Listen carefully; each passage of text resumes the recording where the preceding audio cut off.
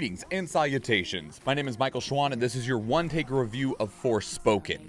Now, as just a disclaimer, I'm a very big Square Enix fan. I have been all of my life, ever since Final Fantasy VII came out on the PlayStation 1, and I was 5, I think, when that game came out, and I've just been an absolute tool when it comes to this company ever since.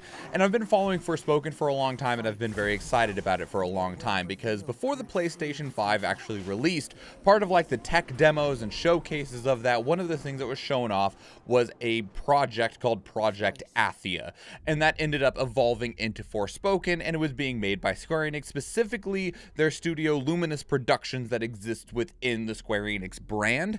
And Luminous Productions, the only game that they've made before this is Final Fantasy 15, which, if that makes you go, I totally understand.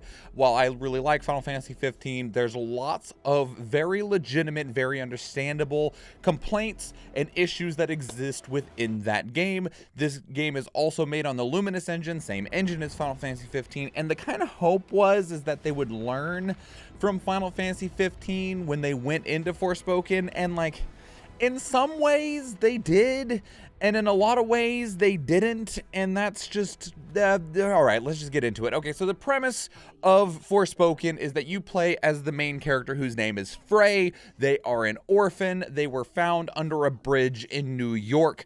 They were found at the Holland Tunnel, and so that is where their name is Frey Holland. They've been really down on the luck the whole time because from a baby, they were put into the orphan system, the foster system within America. It's not a good system. That really just put them through a lot of trouble, and that got them in trouble as they got older, and then they started getting into bad shit, and so they've had trouble with the law and stuff like that, and looks like they might be going to prison for like a long time and stuff, blah blah blah, yada yada. Eventually we get taken into another world, which that world is Aether. Welcome back, Project Aether. I see where your namesake went.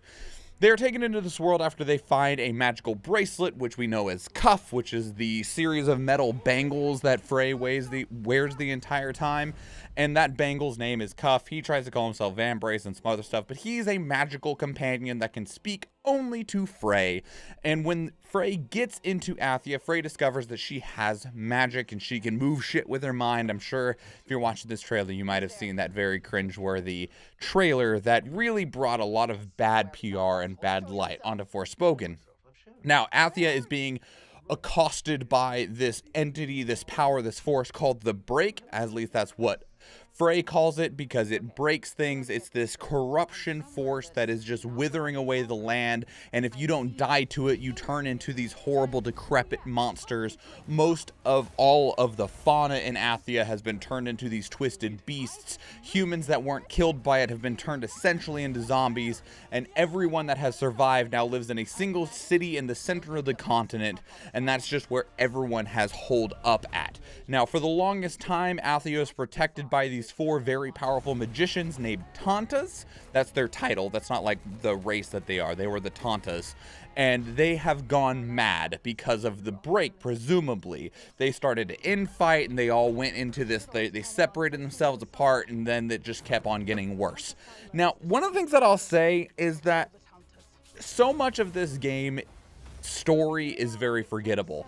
I'm saying all of this to set up the premise, but I'm not gonna lie, I had to look up what these 4 entities were called when I was writing this review, because I'd stopped playing the game like a week ago before I was writing this, and I'd already forgotten what they were called. I was like, I don't know. There's like the fire one and the water one who's obsessed with justice, and there's like the weird electric-y mind one. I don't remember what they're called. They were really forgettable characters, and that's one of the problems that exists within this game's story, is that so many of the characters are very forgettable. But we'll get to that in just a moment. So Frey wants to go home. Frey got taken to this other world. I don't know why she wants to go home. Her life in New York sucked. It was awful. She was caught up with bad crowds, criminals, mobs and shit, and she's like, oh, this world sucks too, but I want to go back so that I can potentially go to prison. And, you know, I don't know, but grass is always greener on the other side. Do I want to fight to save the world or fight to not go to prison? I don't know which one of those sucks more. One has a lower risk of death, death, I guess, but only slightly since you pissed off the mob that you're a part of. But anyway, so she gets wrapped up in this saving the world plot because in order for her to try and get help going home, she has to do some favors for people so that she can get information about how she might want to go home. Now, the story, I will say, is wildly predictable. Like, from about hour 3, if you have played any fantasy story, watched some, generic throwaway scripts of like fantasy movies that got, pretty quickly put onto DVD, you can probably guess every single plot point that this game has down to the minute that it's going to happen. There are almost no surprises. Super easy to guess. I'm not going to spoil any of it, but really once you've spent about 2 hours in Afterthought, you're like, okay, I know everything that's going to happen. Okay, thanks, bye. And it's not helped that the side characters in this game are overwhelmingly flat. They are the most shallow, one note, this is my character, and the only thing that I say, do, talk about, they have no depth. They are the flattest characters that you can imagine. That said, with all of that said, Frey is an amazing character.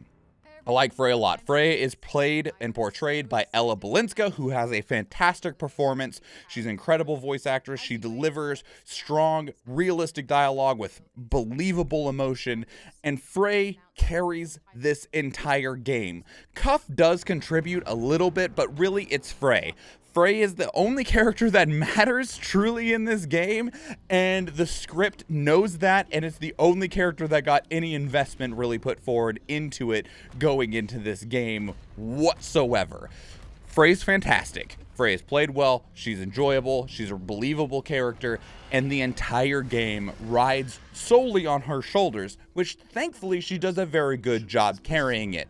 But before we get too much further into that, I need to talk about this game's gameplay, because this is where this game shines, in my opinion, in some ways, okay? Because with Forspoken, honestly, one of the things that I really want to give this game is that this game feels like one of the most innovative gameplay experiences that I've had in years, okay? And it doesn't necessarily mean that it's going to be something that blows your mind, is incredible, but what I mean by that is that it feels like something that is new. If we look at the last several years in video games, what games have come out that felt like truly new experiences? And like Vampire Survivors, right? Probably one of the biggest hits last year. It kind of created its own genre, the Survivors genre, as it is. But it's kind of like an adaptation of a twin-stick shooter. In fact, some of the games that have copied Vampire Survivors just are twin-stick shooters. But we'll go ahead and give Vampire Survivors that little gold medal that says, hey, you did a good job at creating something that we hadn't really seen before, not in a way that was applicable in the gaming space today.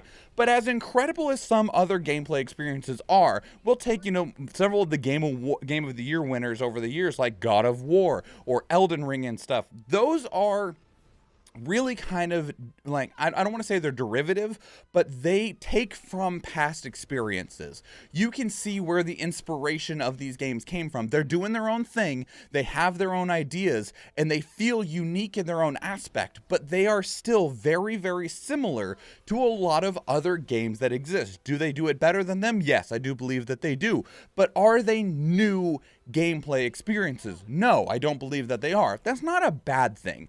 If you do something that someone else has done and you do it better than them, or you just do it really, really well, great, fantastic. I love that for you, and I'm going to enjoy playing that experience. But that doesn't mean that it is something new, and it's hard to find something new. It's kind of like trying to write a new story. There's that theory that every story has already been told, you're just telling it in a different way than somebody else who has already told it. But if you can tell it in an interesting way, or it has a slightly different aspect to it that makes it feel different and apart from those other experiences, then you've done a good job.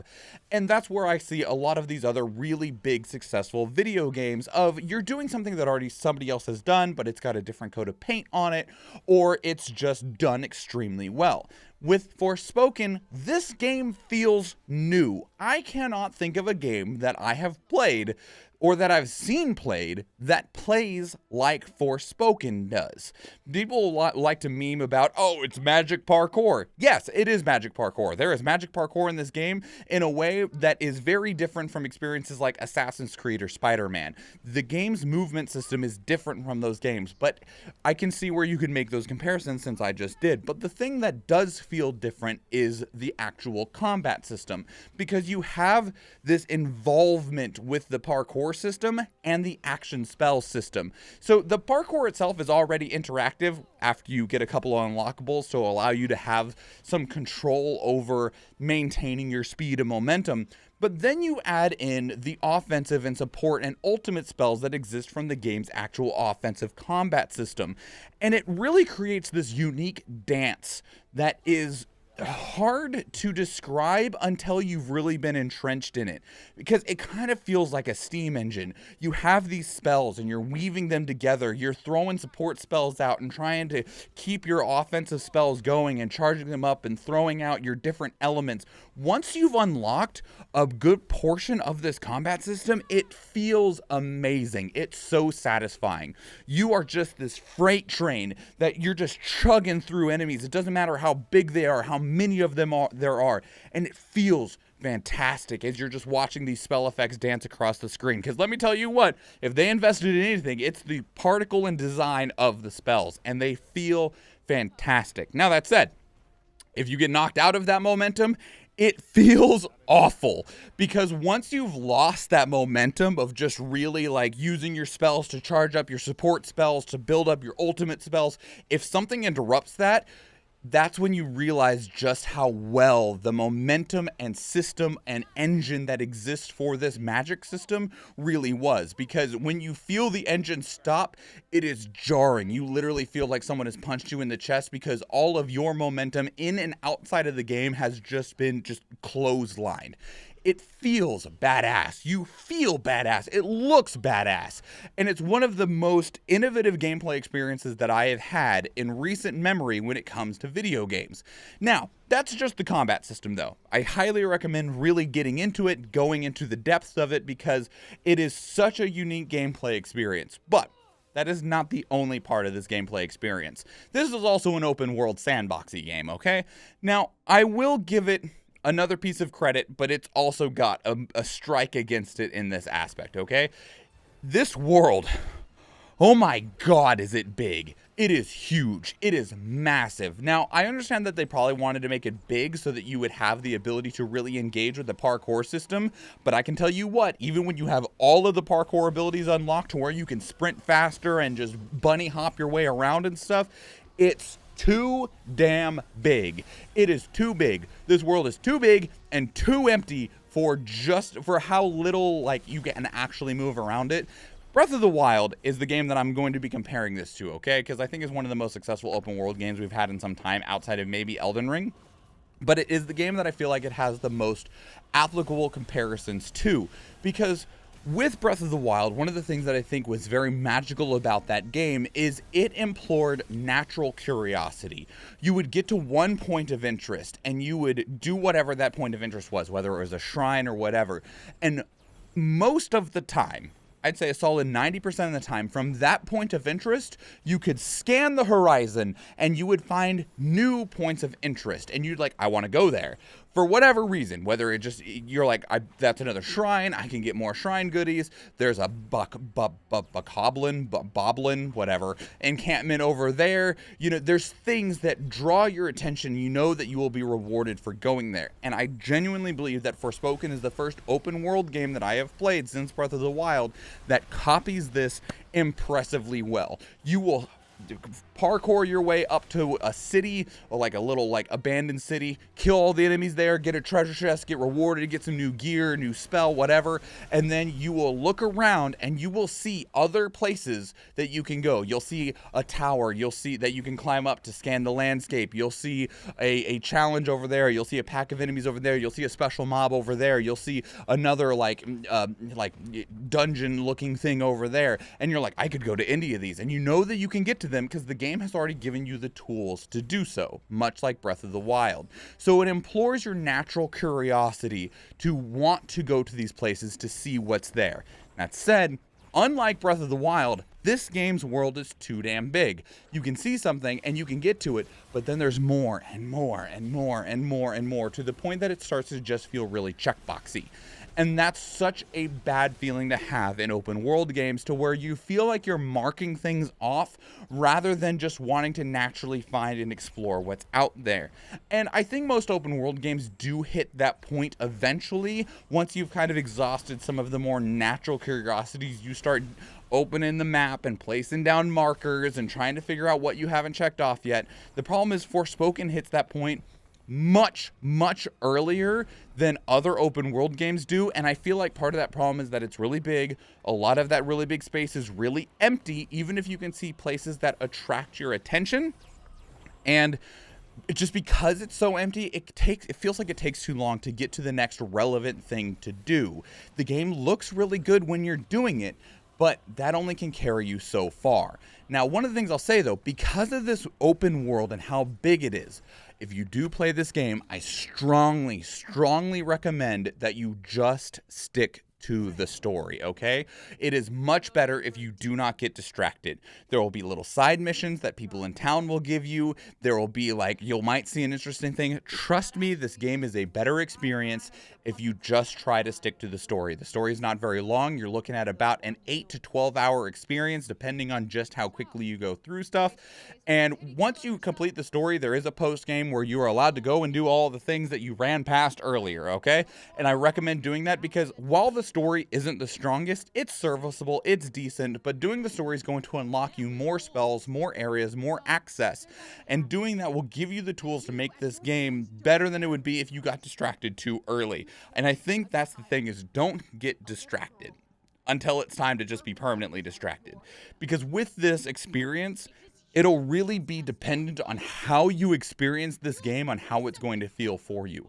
I just kind of rolled through the story, and that made this game feel a lot better than I think it would have felt if I would have been constantly getting distracted for an hour or two and then having to go, okay, what's happening in this story? Because I don't really know, right? And that's where a big difference comes in. Let's talk about the visual design of this game, though, okay? Because the general art direction of this game is pretty solid. That said, as we just talked about, this world, it looks nice. It's a very good visual presentation, but it's very empty and very open. Here's one of the problems with open world games, right? Is that our world that we live in, outside of, our cities, it's very empty. The world is very empty. You got a lot of big empty fields or big empty farmland, and even in places where we're not using it for agriculture, it's a bunch of big empty space. So the world of Forspoken, it actually looks really good. It looks really real. But the thing that kind of sucks is that the real world sucks, okay? There's not a whole lot out there. And so when you have this big empty space, and even if you're able to run through it at a decent space, it still feels big and empty.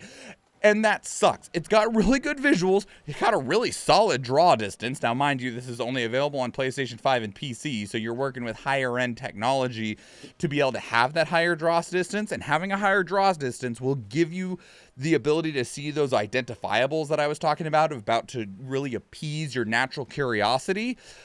But it's still pretty big and empty. Frey's model is good, okay? Frey's model is fantastic. That said, not much else is. The modern video games have this issue, especially with eyes. Eyes is the spot that I've been noticing it the most, of that they just have these dead, hollow looks in them.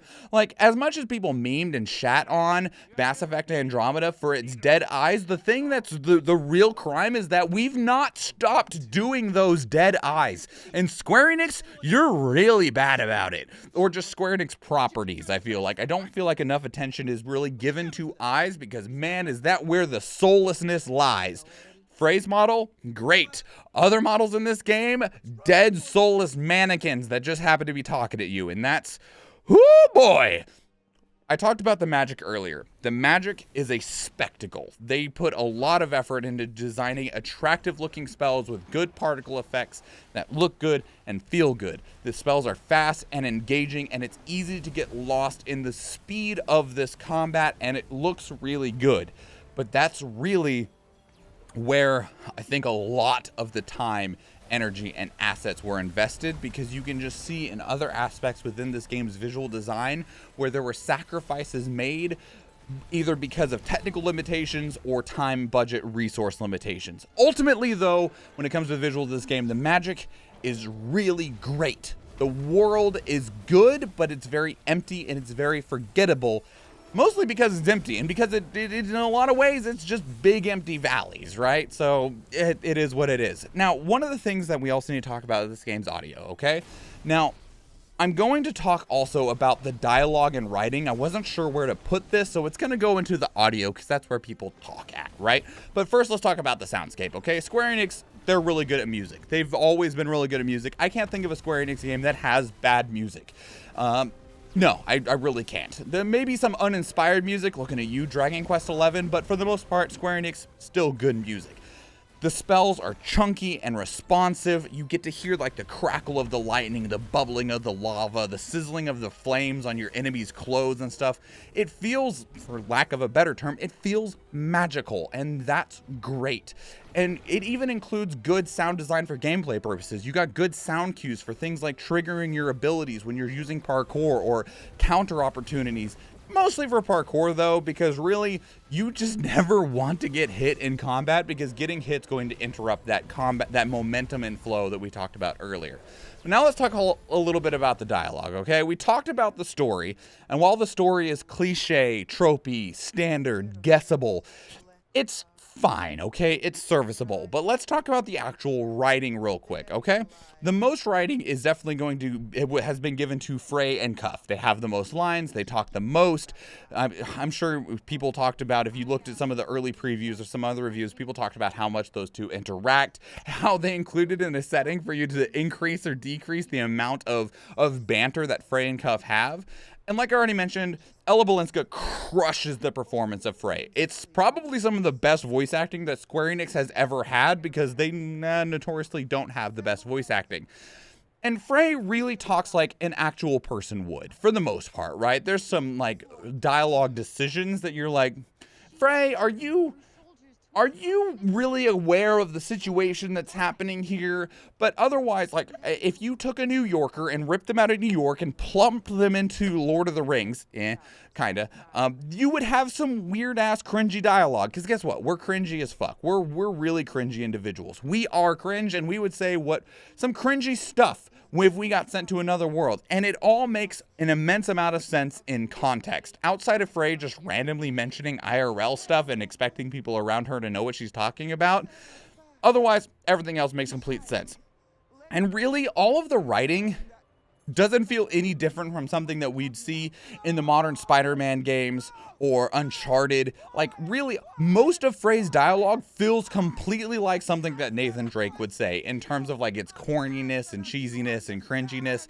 And I really think that the problem is that the marketing did this game wrong, especially that one notorious trailer that got passed around Twitter like wildfire.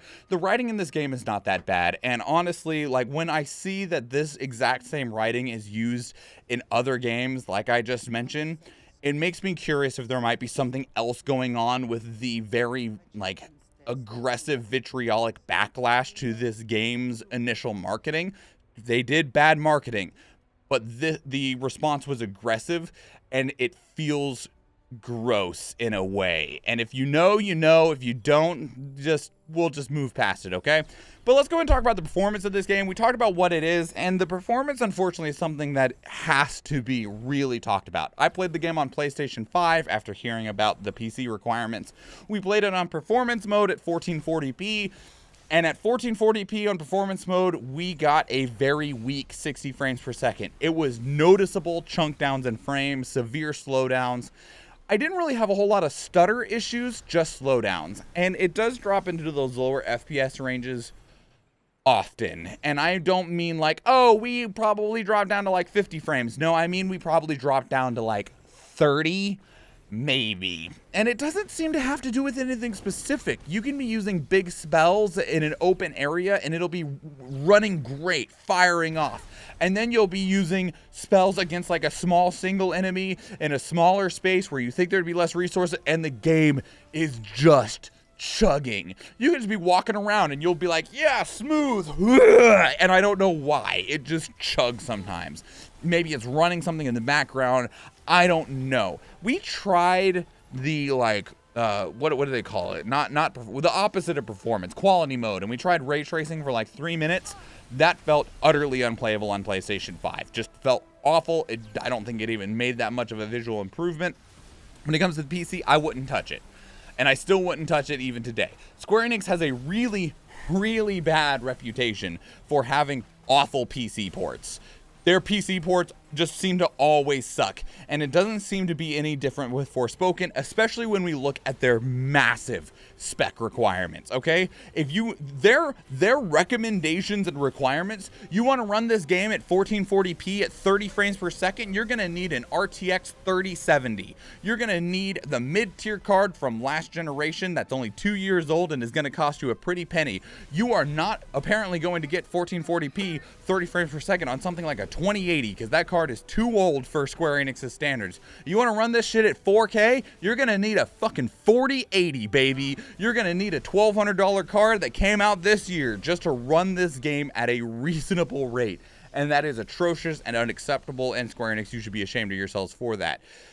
But the problem is, the game is fast. You're running around, you're doing these parkour effects, you're trying to jump and run and hurdle over enemies and to use these spells and these counters and these jumps and these dodges. You need frames, okay? It's one thing for a game like Fire Emblem Engage to run at 720p at 30 frames per second locked. I don't accept that. But that's fine. The game is slow. You're playing chess with anime characters, okay? There isn't a need for that game to run at a really high quality. Should it run at 1080-60? Yes, but that's a different conversation. Forspoken's a fast-paced game. It needs speed. It needs clarity. It needs precision. And if you are struggling to get a strong, consistent performance out of the game on good hardware, it struggles to deliver the experience that it was designed to deliver, and that sucks, okay? And one other thing I'll touch on, and this is not an exclusive issue to Forspoken, but it's an ongoing issue, is that 4K and ray tracing just don't seem to be good options to target in today's gaming landscape. They're too burdensome, and unfortunately, I think it is something that is possible on modern hardware to do at a reasonable rate, but that would require a lot of optimization, and optimization is done at the end of a game's development. It's the last thing that gets done. And when you're already having issues with crunch and deadlines, optimization just does not get the time and attention it needs to be able to have games that run well using these modern targets of like 4K and ray tracing and higher frame rates.